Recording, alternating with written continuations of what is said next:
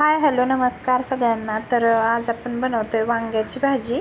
तर व्हिडिओ आवडला तर व्हिडिओला लाईक करा आणि चॅनलला सबस्क्राईब करा। तर चला आपण रेसिपी बनवायला सुरुवात करूया।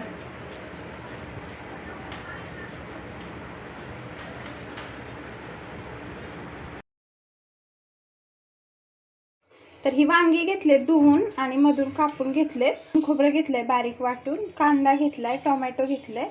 आता आपण मसाले घेऊया। मीठ टाकायचं, टाकायची, थोडासा गरम मसाला टाकायचा, लाल तिखट टाकायचं, 2-3 चमचे शेंगदाण्याचं कूट टाकायचं। हे आपण हाताने सगळं मिक्स करून घ्यायचं। एक वांग घेऊन आता सगळ्या वांग्यांमध्ये आपल्याला हे असा मसाला पूर्ण भरून घ्यायचा आहे। सगळं भरून घेते आणि मग दाखवते। तर कढईमध्ये तेल घातलंय मी। इथे सगळ्या वांग्यांमध्ये मी मसाला भरून घेतलाय। एवढा मसाला राहिलाय तो आपण नंतर टाकणार आहे। तेलामध्ये जिरा आणि मोहरी टाकून घ्यायची। मी इथं थोडंसं पहिलाच कांदा काढून ठेवलेला, थोडासा कांदा आणि खोबऱ्याचं थोडंसं वाटलेलं वाटण, तर ते टाकून घ्यायचं। आता थोडासा कढीपत्ता टाकूया। हा राहिलेला मसाला आणि एक छोटा टोमॅटो मी कापून घेतलाय, ते पण टाकून घेऊया। तर आता हे मस्त भाजून घेऊया, मग दाखवते।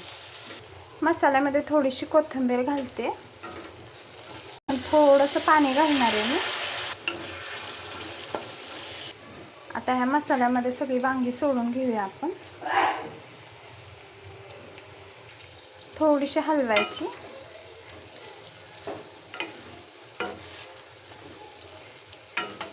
गरम पाणी घालणार आहे मी।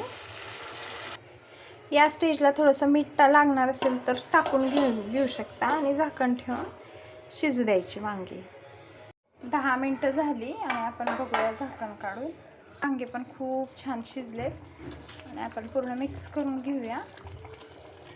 वरून एकदम थोडीशी कोथिंबीर घालूया आणि आपली वांग्याची भाजी तयार आहे। अशी आपली वांग्याची भाजी तयार झाली। तर आपली गरम गरम चपाती झाली, भात झालाय आणि आता भाजी घेऊया।